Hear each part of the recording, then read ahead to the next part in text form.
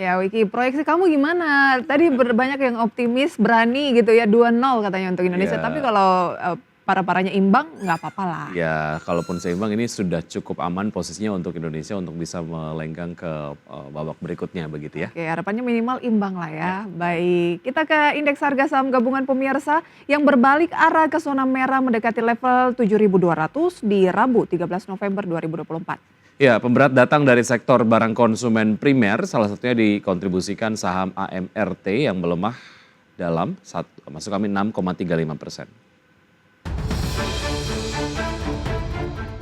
Indeks harga saham gabungan berbalik melemah 0,28% ke level 7.308,67 di penutupan perdagangan Rabu 13 November 2024.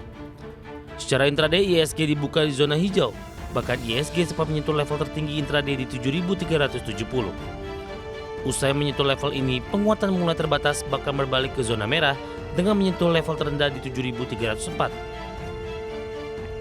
7 indeks sektoral menyeret ISG ke zona merah diantaranya. Sektor barang konsumen primer anjlok 1,79%, sektor properti dan real estate terjun 1,56%, sektor infrastruktur terpangkas 0,52%, sektor transportasi melorot 0,49%.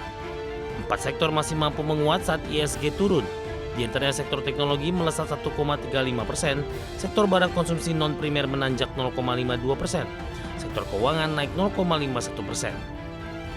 Sementara dari sisi saham, emiten minimarket PT Sumber Alvaria Trijaya Tbk atau AMRT ditutup melemah 6,35% di level Rp2.950 per saham dan berkontribusi 8, indeks poin pemberat ISG.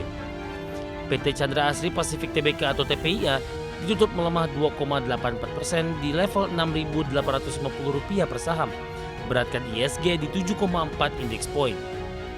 Selanjutnya PT Barito Renewables Energy Tbk atau BREN ditutup melemah 1,67% di level Rp7.375 per saham, beratkan ISG di 4,8 indeks poin. Saham AMRT terkoreksi dalam di tengah salah satu anak pendiri Alfamart, Budianto Joko Susanto, telah melego 2,73 juta saham AMRT. Berdasarkan keterbukaan informasi Bursa Efek Indonesia, Budianto menjual 0,01% dari total kepemilikan saham sebesar Rp138.969.300. Adapun tujuan transaksi saham tersebut adalah untuk divestasi. Total jumlah saham setelah bertransaksi mencapai Rp136.239.300. Diperkirakan dari penjualan tersebut, Budianto memperoleh Rp9,02 miliar di luar pajak dan komisi broker. ISG berbalik melemah di tengah sentimen dari dalam negeri yang masih cenderung kurang menggembirakan. Bank Indonesia melaporkan realisasi per September 2024, indeks penjualan real tercatat di 210,6 atau tumbuh sebesar 4,8% year on year, lebih rendah dibandingkan Agustus 2024 yang tumbuh 5,8%. Sedangkan di perakhiran Oktober 2024 tampak melandai menjadi 1% year on year.